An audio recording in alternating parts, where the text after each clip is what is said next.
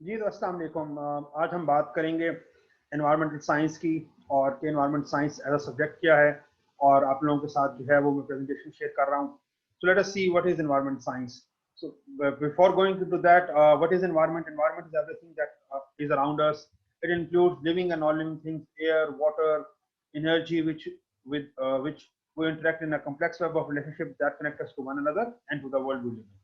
So environment is basically everything that surrounds us, and we have a relationship between living things and non-living things in the environment, and everything is connected with one another, and everything is dependent on one another. Okay, and how this interaction basically occurs in the nature.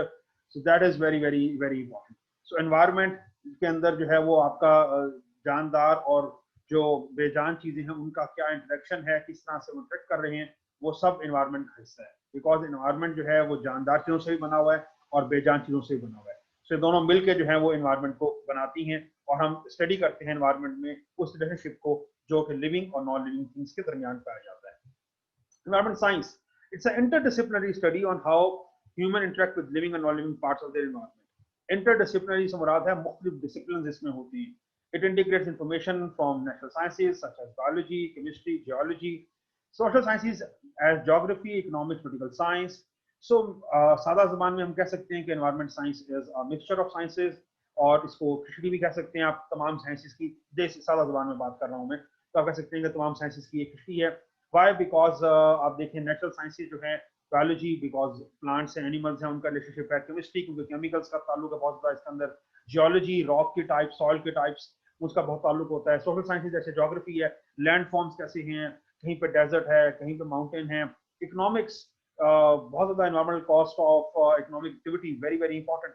कोई भी आपका जो development आप कर रहे हैं, बड़े बड़े प्रोजेक्ट्स, उसकी इन्वायरमेंट पे कॉस्ट क्या है। पोलिटिकल साइंस, पॉलिटिक्स में बहुत ज़्यादा यूज हो रहा है कि कौन एनवायरमेंट को प्रायोरिटी देता है, कौन नहीं देता, कौन बात करता है एनवायरमेंट की और कौन नहीं करता। तो this is very very important.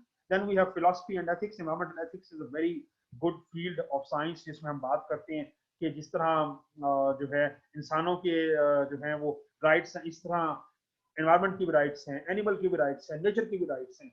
So we study that in environmental ethics, everything उसके जो है वो राइट्स हैं सबके।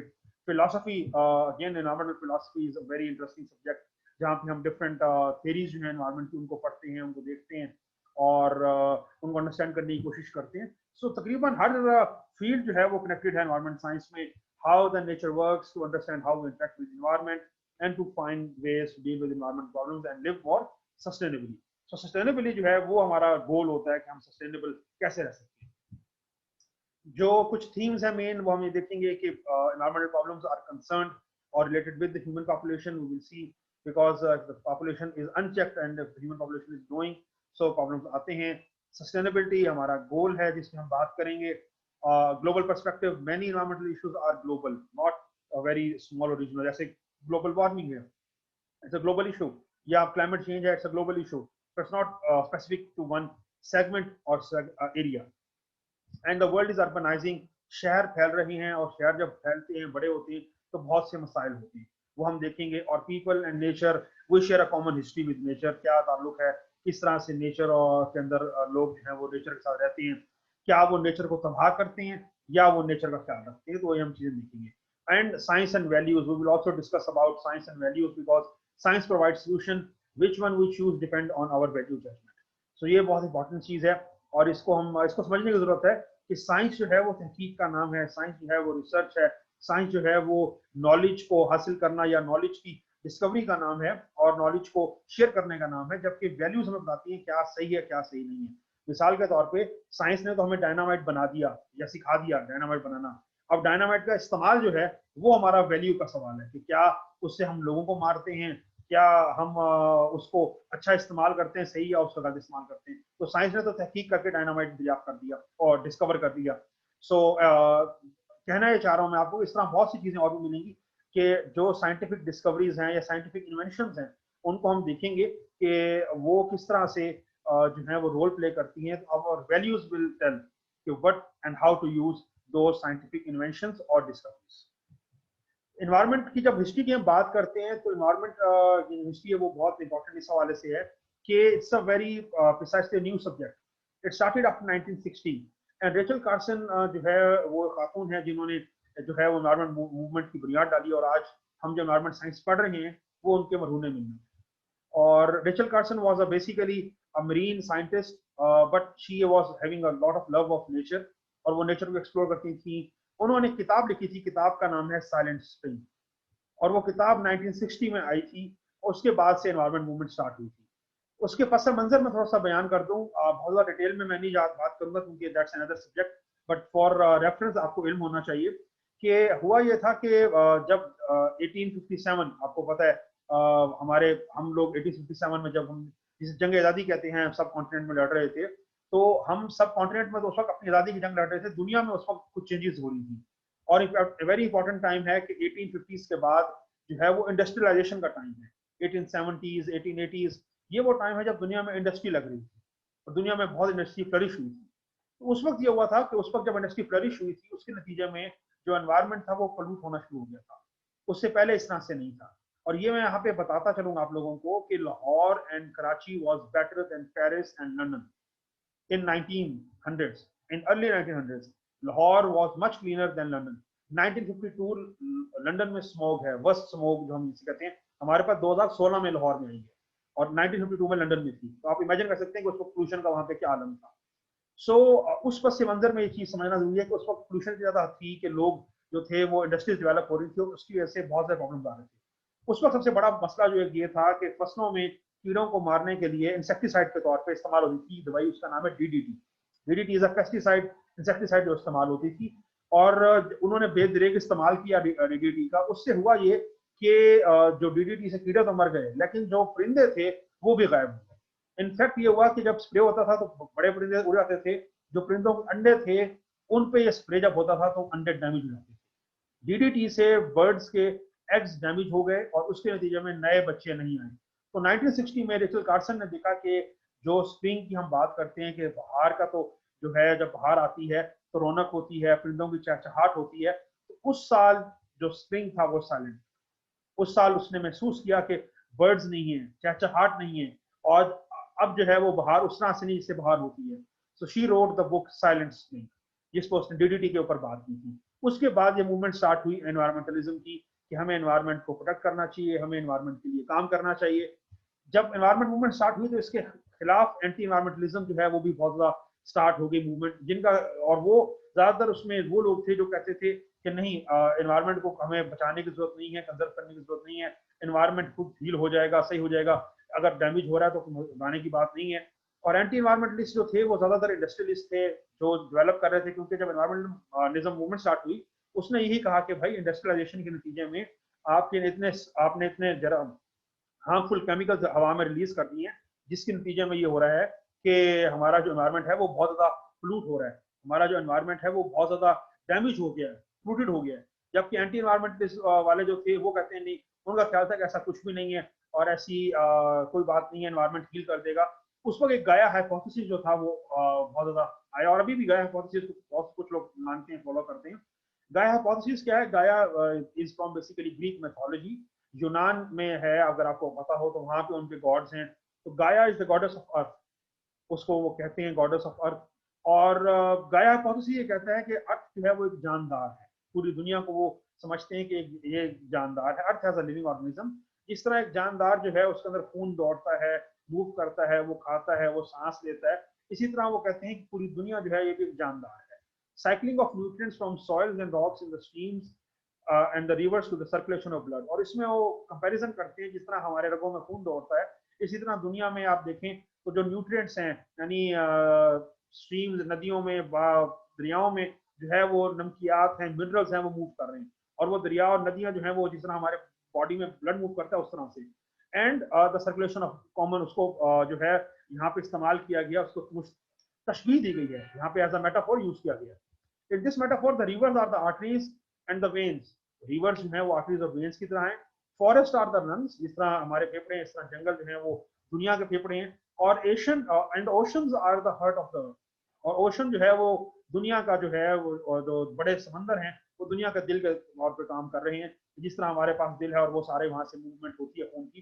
तो ये एक हाइपोथेसिस थी और इस हाइपोथेसिस का देने का मकसद ये था कि जिस तरह जानदार जो है वो अगर कोई बीमारी आती है, मौसमी बुखार या मौसमी जुकाम आता है, तो आप अगर एहतियात करें, आराम करें, तो आप सही हो जाते हैं, दवाई लेने की जरूरत नहीं पड़ती। उनका ख्याल था कि इसी तरह अर्थ जो है वो भी, ये जो पोल्यूशन है, इससे जरूरत नहीं हमें काम करने की, खुद ब खुद हील हो जाएगी और सही हो जाएगी। लेकिन ये भी आप समझते हैं, आपको इल्म होना चाहिए कि एक हद तक तो बात सही है, लेकिन अगर तबीयत ज्यादा खराब हो जाए और बहुत ज्यादा प्रॉब्लम हो जाए, तो फिर आपको दवाई लेनी पड़ेगी, आपको एहतियात करना पड़ेगा, अब खुदा आपको जो है मेडिसिन लेनी पड़ेगी। जब तक आप इलाज नहीं करेंगे बीमारी नहीं जाएगी, अगर तबीयत बहुत ज्यादा खराब हो। तो अब हमने पोल्यूट इतना कर दिया है अपने एनवायरनमेंट को, और अब हमें बाकायदा तौर पे स्टेप्स लेने चाहिए कि हम एनवायरनमेंट को पोल्यूशन से बचाएं। ठीक है, सो ये थोड़ी सी हिस्ट्री की बात थी। ये कुछ जो है ब्रांचेस हम पढ़ेंगे। इकोलॉजी, बायोलॉजिकल साइंस होती है, जिसमें हम देखते हैं किस तरह ऑर्गेनिज्म इंटरेक्ट करते हैं with one another and with one another and with the environment. ठीक है ना, तो इकोलॉजी में हम ये देख रहे होते हैं। Species is the group of organism that have distinctive traits. Species जो है वो डिवीजन है, ऐसे ऑर्गेनिज्म जो एक जैसे हों, जिनके एक जैसे कैरेक्टरिस्टिक्स हों, there that can reproduce and they can produce fertile offspring. Species वो हैं जो एक जैसे कैरेक्टरिस्टिक्स रखते हैं और जो रिप्रोड्यूस करते हैं, they produce fertile offspring. This is very very important. Species जो है उससे आगे जो नस्ल होगी वो ऐसी होगी जो आगे भी नस्ल पैदा कर सके। ये नहीं कि मिसाल के तौर पे जब हम बात करते हैं घोड़े का और गधे का जो एक क्रॉस होता है, जिसे हम म्यूल कहते हैं, खच्चर कहा जाता है जिसको, उसमें म्यूल जो है वो फर्टाइल नहीं होता, वो आगे उसकी नस्ल नहीं होती, ना वो आगे उस तरह से ग्रो जो है रिप्रोड्यूस कर सकता। सो वो स्पीशीज नहीं है। स्पीशीज वो होगी जो खुद से आगे रिप्रोड्यूस कर सके। ह्यूमन स्पीशीज है, एनिमल स्पीशीज है, किसी की भी हम बात करेंगे। ये टर्म यहाँ पे इस्तेमाल इसलिए कर रहा हूँ क्योंकि ये टर्म आगे इस्तेमाल होगी। ठीक है, इसी तरह इकोसिस्टम जो है, it's a set of organism with in a defined area. एक एरिया के अंदर डिफाइंड है जिसमें लिविंग ऑर्गेनिज्म और नॉन लिविंग इंटरेक्ट कर रहे हैं with in a specific area. It's a system. Ecosystems mean a system, set of organism with in a defined area जहाँ पे इंटरेक्शन हो रहा है। फॉर एग्जाम्पल फॉरेस्ट इकोसिस्टम, जिसमें एनिमल्स भी हैं, ट्रीज भी हैं, और उसके बाद टाइनी जो है बड़े ऑर्गेनिजम्स हैं, प्लांट्स हो गए, एनिमल्स हो गए, और फिर माइक्रो ऑर्गेनिज्म डीकम्पोजर, जब वो मर जाते हैं तो उनको डीकम्पोज करने के लिए। सो ये इकोसिस्टम जो है उसकी हम बात करेंगे। इकोसिस्टम के कंपोनेंट्स हैं वो सारे शामिल होते हैं। अब यहाँ से एक और बड़ी इंपॉर्टेंट फिनोमेना है, that is natural resources and natural services. और इन पे मैं बात करूंगा कि हम इसको देखेंगे कि नेचुरल रिसोर्सेज क्या हैं और नेचुरल सर्विसेज क्या हैं और इनका क्या जो है वो रोल है। In fact, these are very, very important. Ji, natural resources and natural services. Resources anything that is useful or beneficial for human beings. कोई भी चीज जो इंसान के लिए बेनिफिशियल है, यूजफुल है, उसे हम कहते हैं वो नेचुरल रिसोर्स है। So natural resources are materials और energy that are present in the nature that are essential और यूजफुल फॉर ह्यूमन बीइंग्स। जैसे कि एयर है नेचुरल रिसोर्स, वाटर है नेचुरल रिसोर्स, आपके पास जितने फॉसिल फ्यूल्स हैं वो नेचुरल रिसोर्स हैं, कोल, ऑयल, गैस, ये सारे नेचुरल रिसोर्सेज हैं। नेचुरल सर्विसेज हैं वो रोल जो वो नेचुरल रिसोर्स प्ले करती है कुदरत में, कुदरती सिस्टम में, उसको नेचुरल सर्विस कहते हैं। Natural services are the processes in nature such as purification of air, water which supports life and human beings.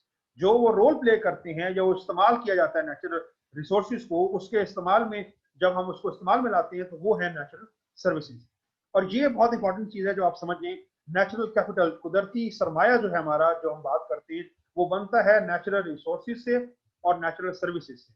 यानी इट्स नेचुरल, कुदरती सरमाया जो है वो बनता है कुदरती वसाइल से, और कुदरती जो सर्विसेज हैं जो वो प्ले कर रहे हैं रोल हमारे उसमें एनवायरनमेंट में, वो मिलके बनाते हैं हमारा नेचुरल कैपिटल। तो आप देखें यहाँ पे जो चीजें ब्लू में हैं, air, water, soil, land, life, they are natural resources. और जो चीज हमारे पास ऑरेंज में है, एयर प्योरिफिकेशन, हवा चलती है, चलती हुई जो हवा है, विंड जो है वो आपके पास सर्विस है, एयर रिसोर्स है। ठीक हो गया ना, एयर प्योरिफिकेशन, क्लाइमेट कंट्रोल, ये उसकी सर्विस है। वाटर जो है, बहता पानी पाक होता है, जब वाटर मूव करेगा सो वो प्योरिफिकेशन होगी, water purification is a service. Okay, land है रिसोर्स, और लैंड के ऊपर बायोडाइवर्सिटी जो है हमारे पास, या पॉपुलेशन कंट्रोल जो हमारे पास है, वो क्या है, वो सर्विस है। और कुदरत में सिर्फ बैलेंस है, कुदरत में ऐसी बैलेंस है, कई अगर कीड़े बढ़ जाते हैं तो उनको जो कीड़े मकोड़े उनको खाने वाले दूसरे जो हैं वो प्रीडेटर्स वो भी बढ़ जाते हैं। सो एक नेचुरल बैलेंस है। इसी तरह लैंड है, लैंड आपके पास रिसोर्स है, और वहां से फूड प्रोडक्शन जो है वो नेचुरल सर्विस है। सो ये बहुत इंपॉर्टेंट चीज है, नेचुरल रिसोर्सेज और सर्विसेज। हम इनको आगे डिस्कस करेंगे, बहुत इंपॉर्टेंट रोल है। हमारा जो इन्वायरमेंट है वो हमारा रिसोर्स बेस है। हम एनवायरनमेंट से मुसलसल रिसोर्सेज ले रहे हैं, हम उनके रिसोर्सेज के ऊपर हमारा दारोमदार है, और रिसोर्सेज ही की वजह से हम जो हमारा गुजर बसर है वो हो रहा है। तो हम कुदरती जो वसाइल हैं या जो हमारे पास कुदरती वसाइल हैं, नेचुरल रिसोर्सेज, उनको हम इस्तेमाल में ला रहे हैं, और वो इस्तेमाल जो है वो जो हम यूज कर रहे हैं वो उनका रोल है, वो उनकी सर्विस है, वो जो प्ले कर रहे हैं। सो ये दोनों चीजें बहुत इंपॉर्टेंट हैं। जब हम आगे जाके स्टडी करेंगे एनवायरनमेंट में डिटेल में, जब हम आगे पढ़ेंगे तो हम देखेंगे साइकिलिंग ऑफ न्यूट्रिएंट्स क्या होता है, किस तरह से डिफरेंट साइकिल्स हैं, एयर वाटर साइकिल है, ऑक्सीजन साइकिल है, नाइट्रोजन साइकिल है, बायो जियोकेमिकल साइकिल्स है, उनका क्या रोल है। So will study that afterwards in detail. अभी ये है कि आप समझ लिए natural resources, natural services and natural capital. Ultimate goal क्या था जो मैंने बात की थी स्टार्ट में, an environmental sustainable society is the one that meets the current and the future basic resource need of its people in a just and equitable manner without compromising the ability of future generation to meet their basic needs. Simple definition है, ऐसी sustainable society है, development है जिसमें आप आज की जरूरियात भी पूरी कर पाएं अच्छे तरीके से, और इस तरह से करें जरूरियात पूरी कि मुस्तकबिल में आने वाली जो जनरेशन हैं उनको वो भी अपनी जरूरियात पूरी कर सकें। ये ना हो कि हम आज सारा कुछ इस्तेमाल कर जाएं और आने वालों के लिए कुछ ना छोड़ें, तो वो अनसस्टेनेबल होगा।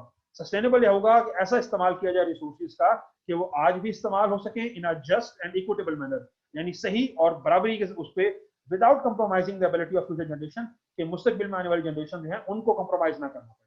ठीक हो गया। एक सादा डेफिनेशन जो मेरे टीचर थे वो बताते थे, मैं चाहूंगा वो भी आप नोट कर लें। वो है, ऐसी डेवलपमेंट होती है sustainable development, sustainable development is the one in which neither the quality nor the quantity of resource impaired।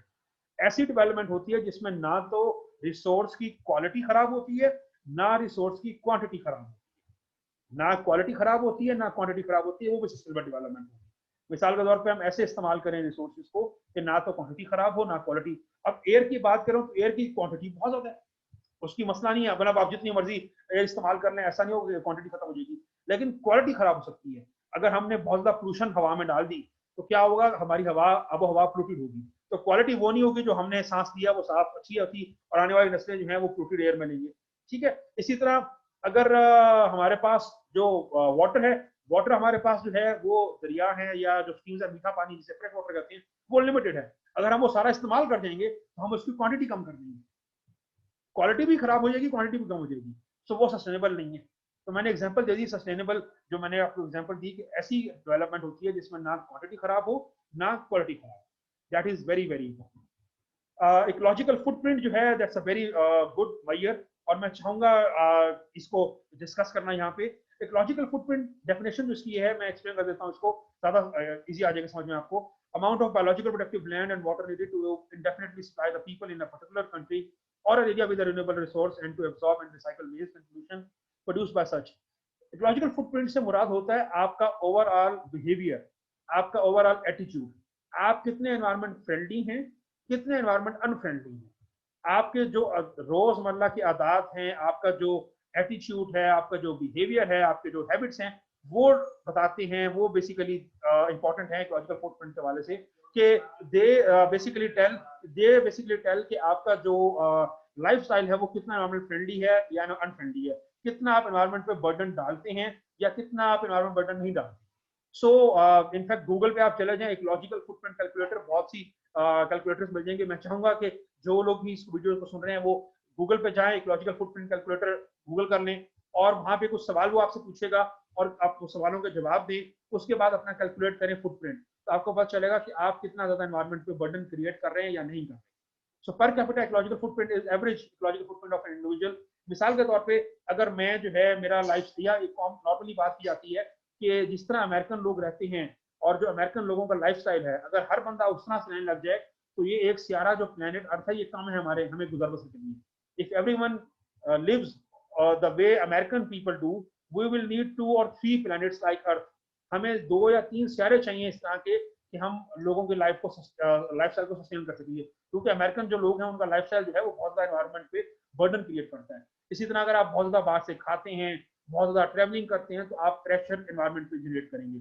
सो आपकी जरूरियात को पूरा करने के लिए ये एक सियारा एनवायरमेंट है वो कम होगा। इसी तरह जब आप अपना कैलकुलेट करेंगे फुटप्रिंट, तो वो बताएगा कि आपकी वैल्यू क्या है इकोलॉजिकल फुटप्रिंट की। अगर तो वो 1 से ज्यादा है तो उसका मतलब है कि आपका लाइफ स्टाइल जो है वो अनसस्टेनेबल है, यानी 1 का मतलब होता है कि आप ये प्लेनेट ये अर्थ जो है बिल्कुल ठीक है, और 1 से कम का मतलब है कि आप हेल्दी लाइफ स्टाइल पे हैं। जितना ज्यादा आपका 1 से होगा इसका मतलब है कि आपको उतना ज्यादा इस अर्थ के अलावा और प्लेनेट चाहिए, जमीन एक्स्ट्रा चाहिए आपको, ताकि आपके लाइफ स्टाइल को वो सस्टेन कर सके। तो it is very very important, बड़ा इंटरेस्टिंग है, और मैं चाहूंगा कि आप जब इसे कैलकुलेट करेंगे तो वी कैन आफ्टरवर्ड्स बेसिकली इसको आप मेरे से डिस्कस भी कर सकते हैं afterwards when you calculate your ecological footprint calculator on Google. So if a total country footprint is larger than its ecological capacity, हम उसे कहते हैं कि वो जो है वो इकोलॉजिकल डेफिसिट में है, यानी पूरे लोगों का भी होता है, कंट्री का भी होता है कि कंट्री कितने रिसोर्सेज इस्तेमाल कर रही है और कितना ज्यादा एनवायरमेंट पर बर्डन क्रिएट कर रही है, यानी एक खास कैपेसिटी है पाकिस्तान की प्रोडक्टिविटी की, इतनी फसलें उग सकती हैं, इतनी हमारे पास डेवलपमेंट हो सकती है, लेकिन अगर हम उससे एक्सीड कर देंगे लिमिट से तो फिर हमारे लिए वो मसला हो जाएगा, और पाकिस्तान फिर वो, यानी अगर पॉपुलेशन बहुत ज्यादा बढ़ जाती है हमारी और हम उसको फुलफिल नहीं कर पाते तो हमारे पास जगह नहीं होगी उनको खिलाने की और लोगों को रखने की और लोगों की जरूरियात को पूरा करने की। So that is very important. वहां पर इकोलॉजिकल डेफिसिट शुरू हो जाता है कि जब आपकी कैपेसिटी से ज्यादा आपका बर्डन एनवायरनमेंट का जनरेट हो जाए। ठीक है, carrying capacity is very very important phenomena, इससे ताल्लुक है उसका। It's related with sustainability, usually defined as maximum number of individual of a species that can be sustained by environment without decreasing the capacity to sustain the same number in future. यानी हर जगह की एक capacity है, carrying capacity, एक limit है, उस limit में उतने लोग आ जाएंगे, उससे ज्यादा जब आप करेंगे तो फिर वो कैरिंग कैपेसिटी से एक्सीड कर जाएगा, और कैरिंग कैपेसिटी जब एक्सीड होगा तो वो फिर सस्टेनेबल नहीं है, वो फिर उसके जो है इम्प्लीकेशन होती है मौजूदा। मिसाल के तौर पे जिस तरह गुब्बारे में आप हवा भरेंगे तो इसकी कैरिंग कैपेसिटी है, उस वक्त तक तो इन्फ्लेट रहेगा, लेकिन अगर ज्यादा भरेंगे तो वो फट जाएगा।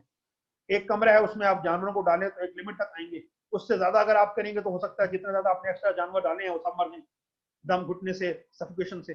सो इसी तरह कैरिंग कैपेसिटी एरिया की भी होती है, कंट्री की भी होती है। That is a very important concept related with sustainability, उसका ताल्लुक सस्टेनेबिलिटी के साथ है। तो ये जो बेसिकली हम डेफिनेशन आज कर रहे हैं ये आगे इस्तेमाल होंगी। ये बताने का मकसद यहाँ पे ये है कि just to make the baseline, just to build the baseline, okay. And very very important question, why environmental education important? It's very important for our self, for our children, for our future, for all species, for planet home. एनवायरमेंट है होगा या है तो हम हैं, अगर ये एनवायरमेंट ना हुआ, ये प्लैनेट अर्थ ना हुआ तो हम नहीं होंगे। ठीक है, सो बहुत इंपॉर्टेंट चीज ये है कि ये हमें समझना है कि हमने अपनी तरक्की के लिए, हमें डेवलपमेंट के लिए, मैंने लाइन का लगाने मतलब ये है कि you can put anything. So in all this जो हमारे पास सोलर सिस्टम है, इस सोलर सिस्टम में हमारे पास जो प्लैनेट जिसमें लाइफ है, that is the only planet earth, it's only home in the universe, not in the solar system. So therefore we have to work for the environment, we have to know about environment, क्यों important है, क्यों इतना हम बात करें environment की, because if it will, अर्थ होगी तो हम होंगे, अगर हमने अर्थ को तबाह कर दिया, प्लैनेट अर्थ को डैमेज कर दिया, एनवायरनमेंट को खराब कर दिया, नेचर को डिस्ट्रॉय कर दिया, तो फिर हम भी नहीं होंगे। So this is very important. इंशाल्लाह आगे हम मजीद जो है कंपोनेंट्स उनको डिस्कस करेंगे, कंपोनेंट्स ऑफ इकोलॉजी को डिस्कस करेंगे। आज जो था वो बेसिकली वो talked about introduction to environment and environmental science, what is environmental science, और उसके बाद हमने इंपॉर्टेंस की बात की, हमने कुछ डेफिनेशंस पढ़ी जो एनवायरनमेंट में इस्तेमाल होंगी, यूज होंगी। So this was basically introduction to environment science, and I hope इंशाल्लाह फ्यूचर में हम और भी डिस्कस करेंगे और हम पढ़ेंगे। Thank you, all the best.